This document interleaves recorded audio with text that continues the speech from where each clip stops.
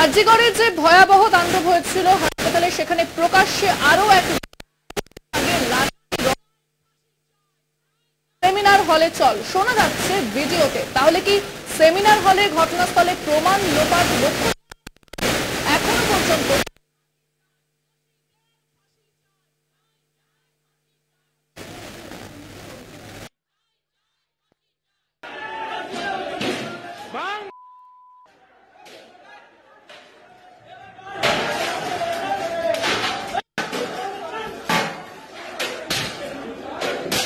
Ote marote, ote.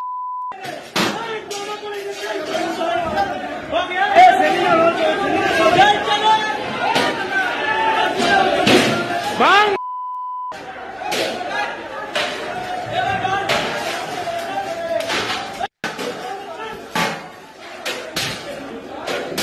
Ote marote, ote.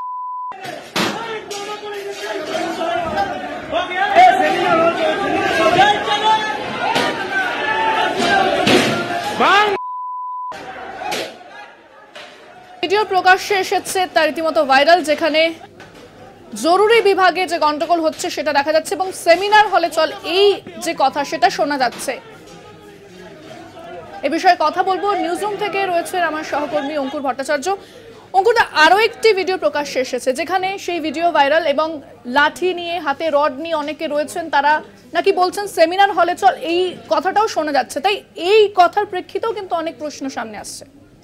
হ্যাঁ, অবশ্যই ইন্দ্রাণী, যেটা দেখতে হবে যে এই ভিডিওটা যেটা পোস্ট করা হয়েছে সেটা পোস্ট করেছেন সিপিএম এর রাজ্য সম্পাদক মোহাম্মদ সেলিম, এবং সেই ভিডিওতে কি শোনা যাচ্ছে, চল চল সেমিনার হলের দিকে চল। অর্থাৎ সেমিনার হলটাকে প্রাথমিকভাবে মনে হচ্ছে একটা লক্ষ্য হলেও হতে পারে, তবে আমরা সেই বিষয়টি জানি না। কিন্তু আজকে এই যে ঘটনাটা ঘটেছে বুধবার রাতে, সেই বিষয়ে আজকে পুলিশ কমিশনার বিনীত গোয়েল কি বলেছেন আমরা যদি সেটাকে লক্ষ্য করি, সেটা কিন্তু গুরুত্বপূর্ণ। তার কারণ সেখানে বিনীত গোয়েল বলছেন যে সেদিন হাজারো মানুষ জড়ো হয়েছিল এবং যেহেতু কোনো রাজনৈতিক দল যখন কোনো সমাবেশের ডাক দেয় তখন সেক্ষেত্রে প্রশাসনের পক্ষ থেকে তাদের সঙ্গে কথা বলে কত মানুষ কোথায় একসঙ্গে এক জায়গায় জমায়েত হন সেই বিষয়টি জানার চেষ্টা করেন। কিন্তু যেহেতু হাজারো মানুষ সেদিন, শুধু হাজারো নয়, শহর কলকাতা জুড়ে বিভিন্ন জায়গায় বিভিন্ন মোড়ে সেদিন জমায়েত হয়েছে, ফলে পুলিশ সুনির্দিষ্টভাবে কোন জায়গায় কত মানুষ আসবেন সেই ধারণাটা করা সম্ভব ছিল না।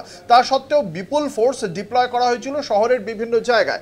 এরই পাশাপাশি আমরা যেটা দেখেছি, কলকাতা পুলিশ কমিশনার জানিয়েছেন যে সেদিন বহু মানুষ একসঙ্গে আরজিকর হাসপাতালে পৌঁছে গিয়েছিলেন, কিন্তু সেখানেও পুলিশ শুধু ছিল না, ডিসি নর্থের মতো একজন ঊর্ধ্বতন আধিকারিকও সেখানে উপস্থিত ছিলেন। তারপরেও সেই ঘটনাটি ঘটেছে, ফলে সেই ঘটনায় যারা উপস্থিত ছিল, যারা আরজিকরের বিভিন্ন ফ্লোরে যারা তাণ্ডব চালিয়েছে কার্যত, তাদের ঠিক সুনির্দিষ্টভাবে উদ্দেশ্যটা কী ছিল সেটা জানা যায়নি।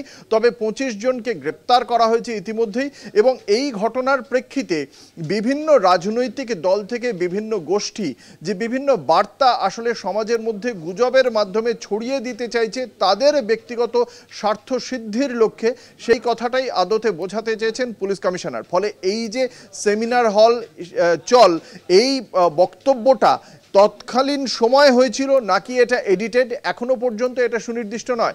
এটা মোহাম্মদ সেলিম পোস্ট করেছেন, আমরা সেভাবেই সেটিকে দেখছি। ফলে এখানে সেই সময় সেমিনার হল লক্ষ্য ছিল বা ছিল না, এরা কারা, তাদেরকেই এখনো পর্যন্ত 25 জনকে যে গ্রেপ্তার করা হয়েছে তারা এদের মধ্যে সকলেই রয়েছেন কিনা। কারণ আজকেও পুলিশ কমিশনার বলেছেন যে এই ছবিগুলো দেওয়া হয়েছে কলকাতা পুলিশের সমাজ মাধ্যমের পেজে, এবং সেখান থেকে সাধারণ মানুষ যদি এদের সম্পর্কে কোনো প্রকার তথ্য জানাতে পারেন তাহলে সেটা তদন্তে সহযোগিতা করা হবে।